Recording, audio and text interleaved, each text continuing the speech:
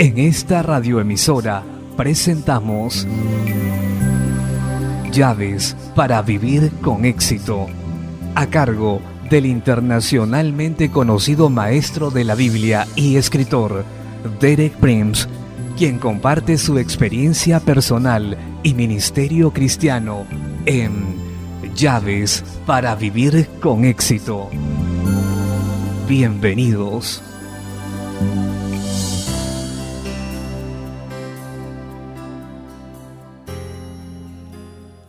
Llaves para vivir con éxito presenta Frutos del Espíritu 2, parte 2.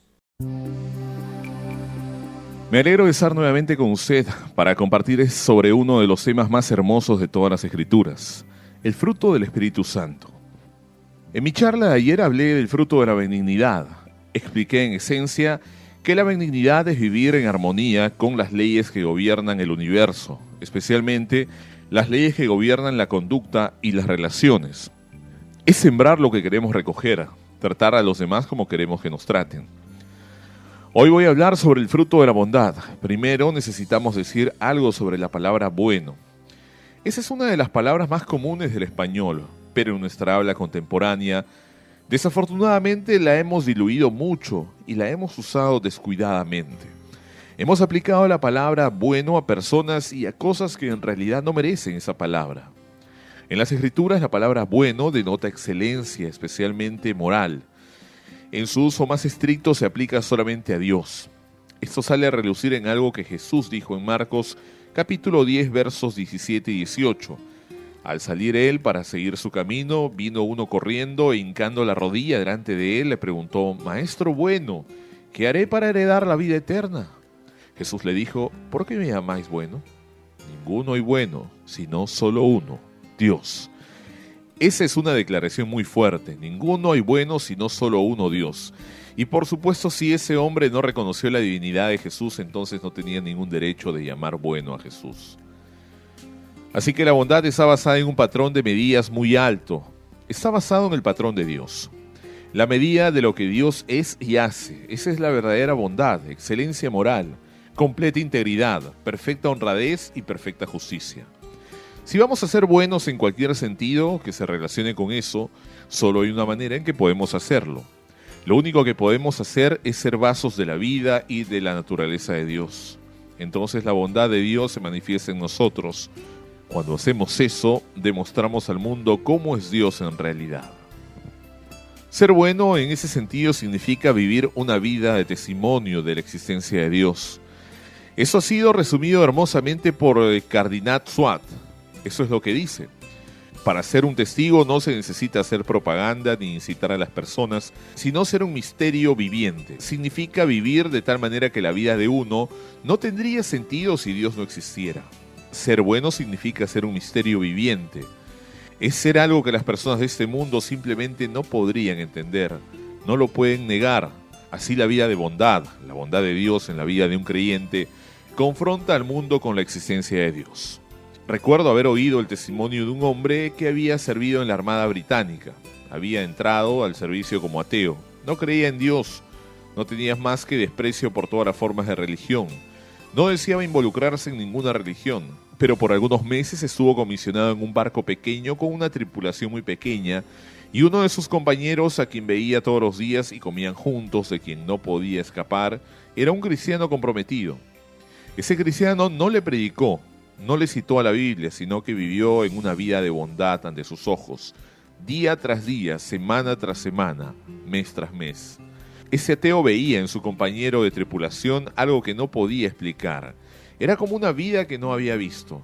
Su comentario final fue este: nunca hubiera abierto una Biblia, pero no podía evitar leer la vida de este hombre. Eventualmente su vida me convenció de que debía haber un Dios. Ese hombre salió de la Armada inglesa, creyente de Jesucristo. ¿Cuál fue la Biblia que lo convenció? No fue la Biblia con marcas negras sobre papel blanco, sino de carne y hueso. La vida de un hombre que vivía su fe, sin mucha religiosidad, sin mucha predicación, simplemente era bueno. Cada vez que pienso en ese testimonio y medito en él, me confronta el sentido de mi propio deber. Me digo a mí mismo: recuerda tu vida, puede ser la única Biblia que una persona leerá en toda su vida. Es casi seguro que en su vida de cristiano usted vaya a encontrarse con una persona como ese ateo. Una persona que no va a la iglesia, que no lee la Biblia, que no cree en Dios. ¿Cómo puede llegar Dios a una persona así? Probablemente su vida será la única Biblia que alguien lea. ¿Qué leerían en las páginas de su vida si lo hicieran hoy? Dije que la bondad es en realidad dejar que su vida sea un vaso para la bondad de Dios. Y usted se puede preguntar, ¿cómo se puede lograr esto? La respuesta es, sea manso ante Dios y permita que Él viva a través de usted. La verdad, creo que la palabra clave es mansedumbre. Escuché lo que Cristo dice de su propia experiencia cristiana en Gálatas. Escuche lo que Pablo dice de su propia experiencia cristiana en Gálatas capítulo 2, verso 20. Con Cristo estoy juntamente crucificado y ya no vivo yo, mas Cristo vive en mí. Y lo que ahora vivo en la carne, lo vivo en la fe del Hijo de Dios, el cual me amó y se entregó a sí mismo por mí. ¿Cómo llevar la vida cristiana? Pablo dice, si tuviera que hacerlo con mi propia fuerza y habilidad, no lo podría hacer, pero mi secreto es que he llegado al final de mí mismo.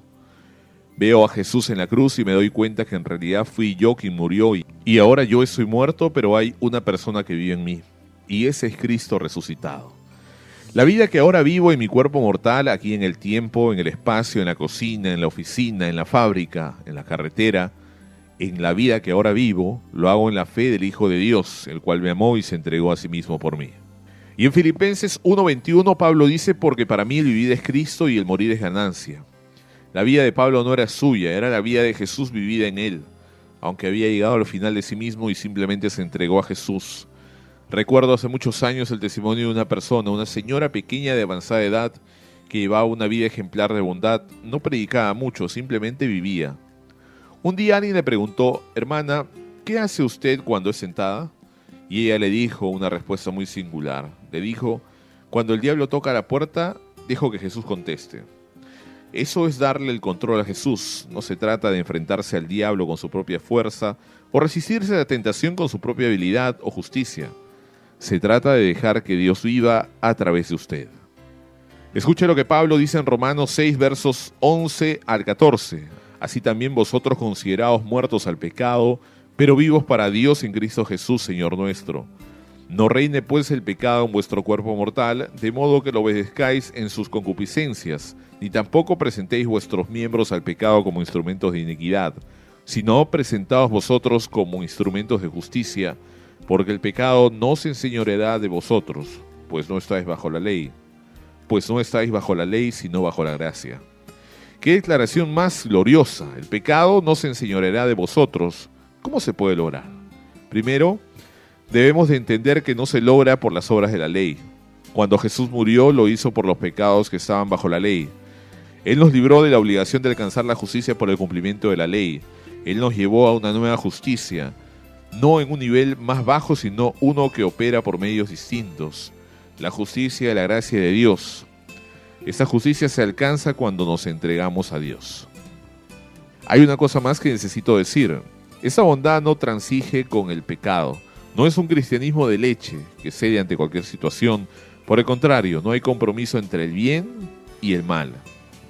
En el Salmo 45, versículo 7, el salmista dice, y esas son palabras proféticas que describen al Señor Jesús. Has amado la justicia y aborrecido la maldad.